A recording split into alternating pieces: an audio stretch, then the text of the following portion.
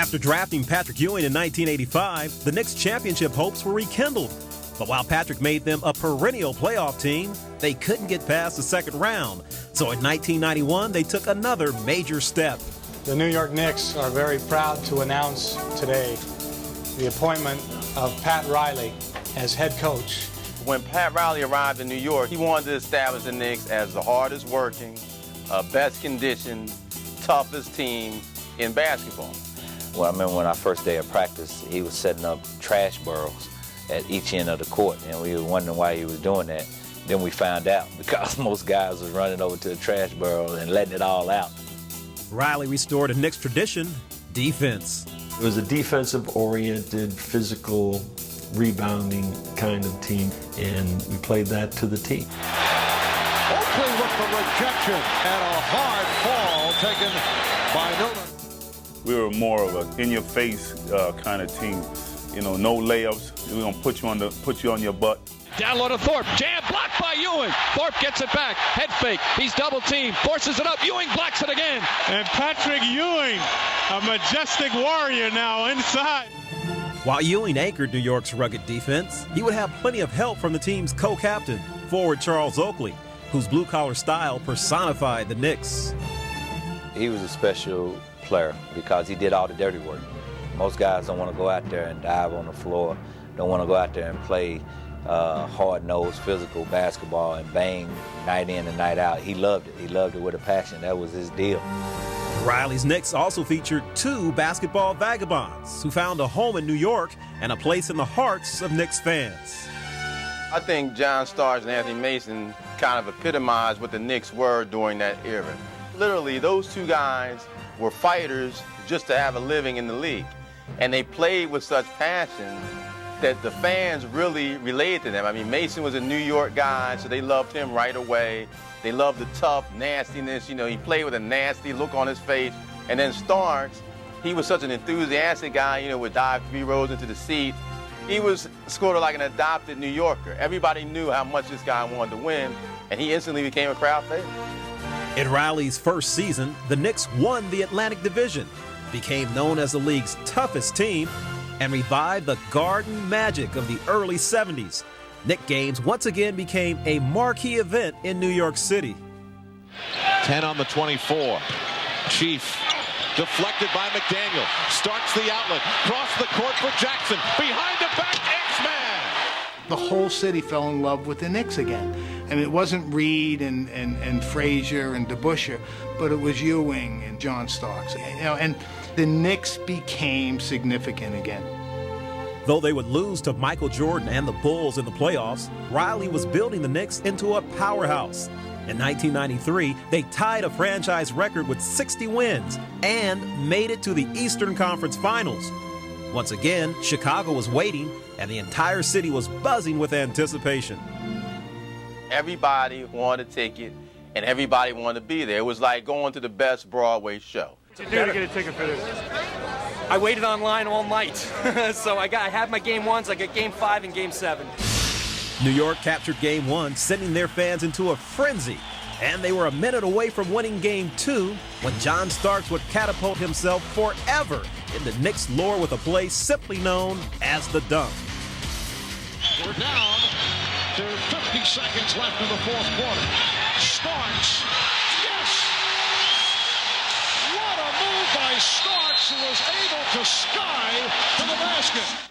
B.J. Armstrong did what I thought he was going to do, jump to my high side, and the baseline opened up, and I just took off.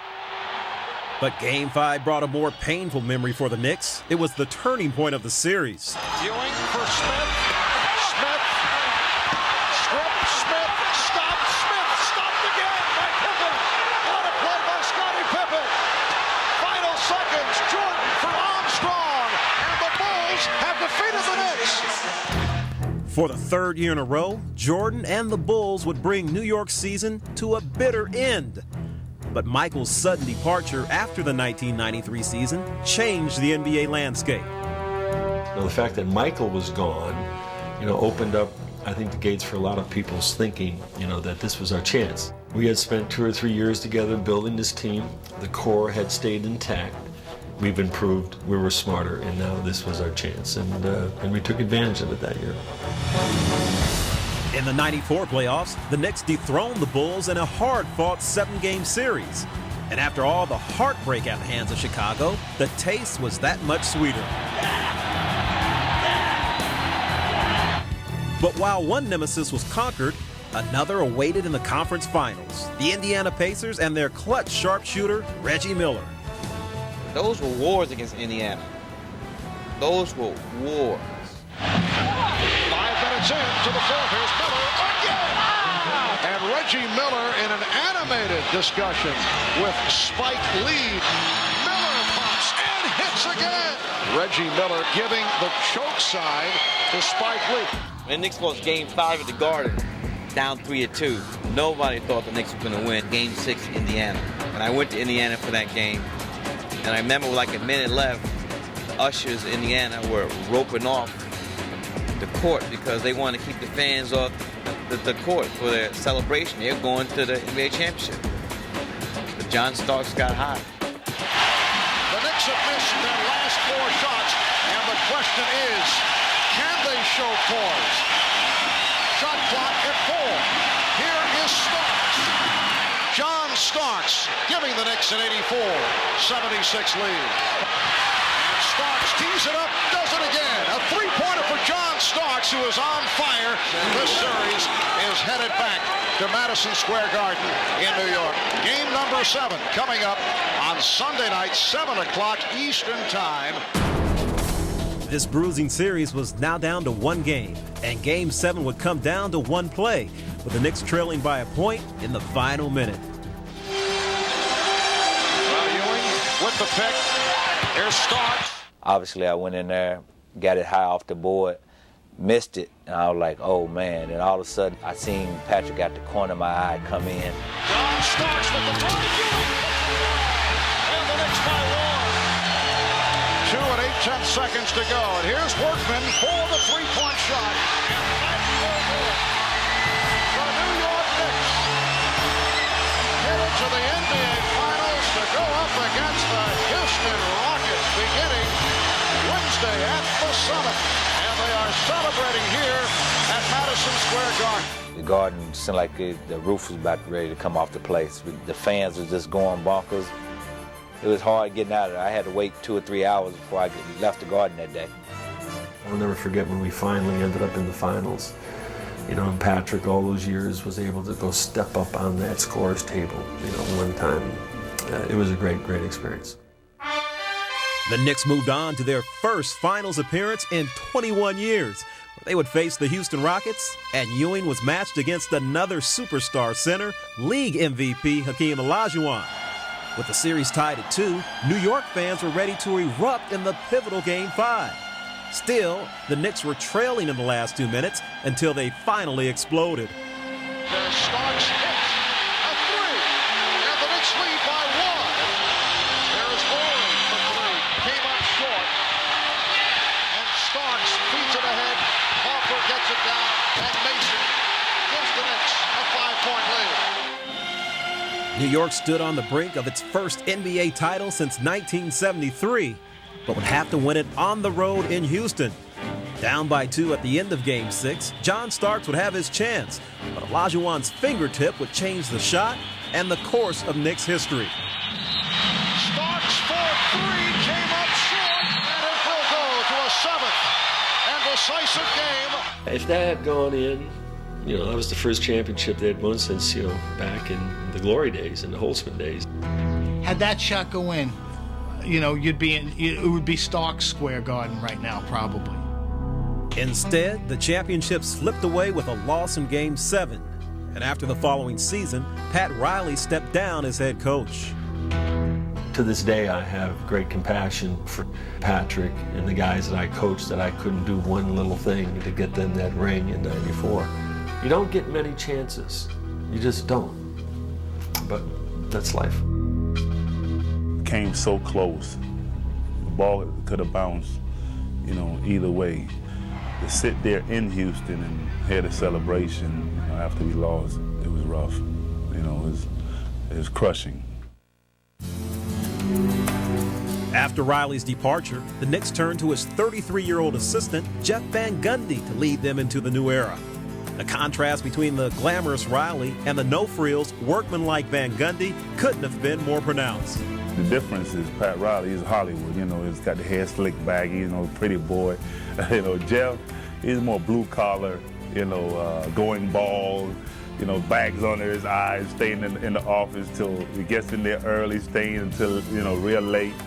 I think it was the New Yorker that described him as, the guy standing out in the rain waiting for the 5 o'clock train back to Babylon. I think that's how come people identified with him. He really was the everyman.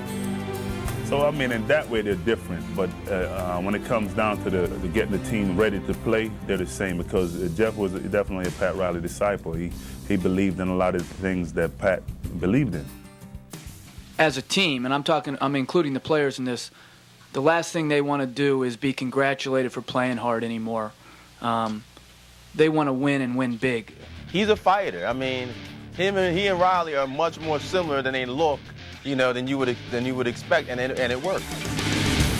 During Van Gundy's tenure, the Knicks revamped their roster, signing free agent shooting guard Allen Houston and trading Anthony Mason for Larry Johnson. Larry Johnson was the epitome of what an NBA teammate should be.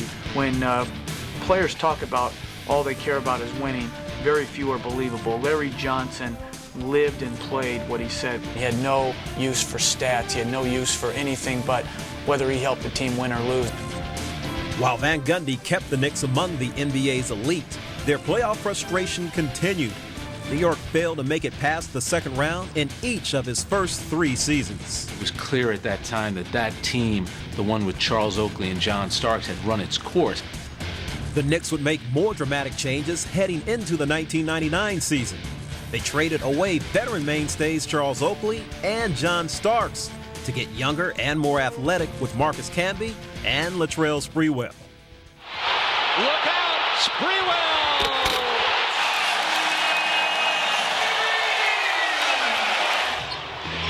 Camby, look at him explode! Oh, what a big dunk for Camby! They managed to figure out a way that just leaving Patrick being, the centerpiece, having enough pieces around him to remain a strong team, even though they were going through a transition.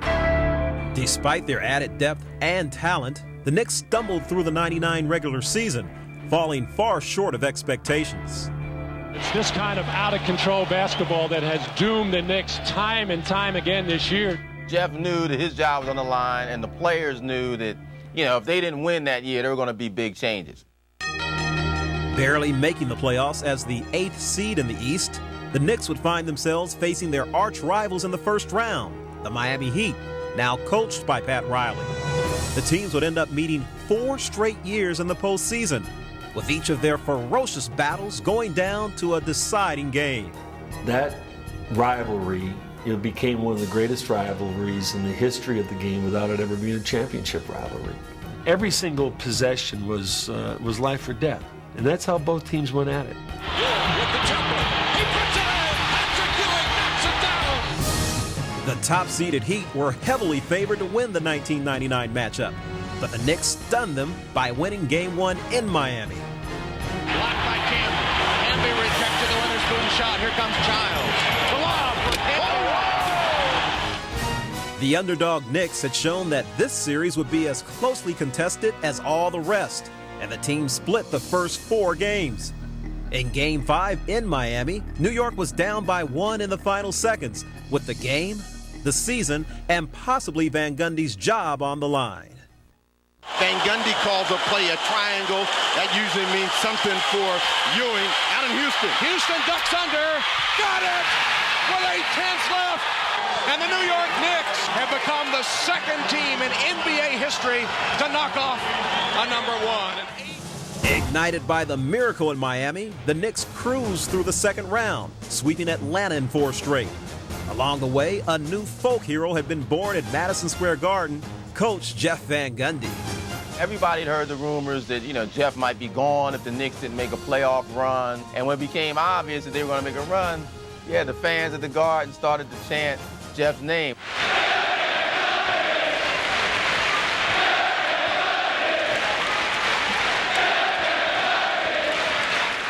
It was real spontaneous thing, and it was very emotional. I remember, Jeff's wife, Kim, she would sit directly across the bench, and she was bawling uncontrollably.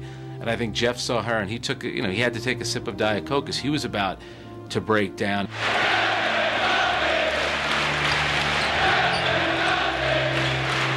There's not many things you remember for life. Very, very, very few things, particularly professionally. That one will stick with me close and dear to my heart forever. The Knicks' run was expected to end in the conference finals against the rival Pacers. And after winning Game 1, they dropped Game 2 in heartbreaking fashion. 2 seconds to go the length of the floor. Oh, Ewing has it for the open shot. Not tonight, Patrick. Things looked even more bleak the following day, when the word came that Ewing had torn his Achilles tendon and would be out for the rest of the playoffs. But even without Patrick, the Knicks battled down to the wire in Game 3 at the Garden. Down by 3, with control of the series at stake, their hopes rested with Larry Johnson. Inside of 10 seconds to go. Antonio is there. Johnson fires, fouled, hit it! He hit it! He hit it! He was fouled and he hit it! Larry Johnson rose up and he was fouled on the shot. He tied it at 91. It's unbelievable. Madison Garden has erupted in celebration. That is one of the greatest shots ever in sports. It was like a religious experience. The noise was so loud that your eardrums were popping. I mean, at one point you couldn't even hear anymore.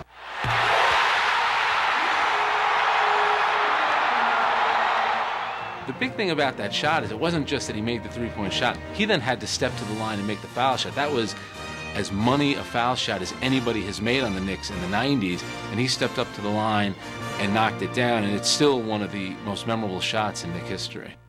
In Game 5, they would once again stun the Pacers on their home court, taking a 3-2 lead, and they carried the momentum back to New York for Game 6. Child, Anthony puts it down. Finishing off the Pacers, New York completed another upset, doing what no team had ever done before. And NBA history has just been made. The New York Knicks are the first 8 seed to ever make the NBA Finals. But the 99 Finals would symbolize so many other seasons in this era of Knicks basketball, with their high hopes falling just short of a title. Yet the 90s would still be remembered as a time of countless thrills for New York fans. In 2003, the curtain officially closed on this chapter of franchise history. 11-time All-Star Patrick Ewing received an emotional send-off as his jersey was raised to the Garden rafters. When I first came here, I used to look up there, I wonder one day will my number be up there with all these great players, Willis, Earl, Clyde, the Bush, all these guys, they were all great Knicks, and to be, up there sitting in their presence, it means a lot. It's very satisfying, it's very warm, I'm very proud. You guys don't know how great it feels to be here tonight, because no matter where I go, I can't get away from New York, because you guys are everywhere. Y'all are everywhere. You always come up to me and let me know that y'all appreciate me. If I had to do it all over again, I wouldn't want to play nowhere but in New York for you guys. I always will be a Knick, I always will be a New Yorker. Thank you very much.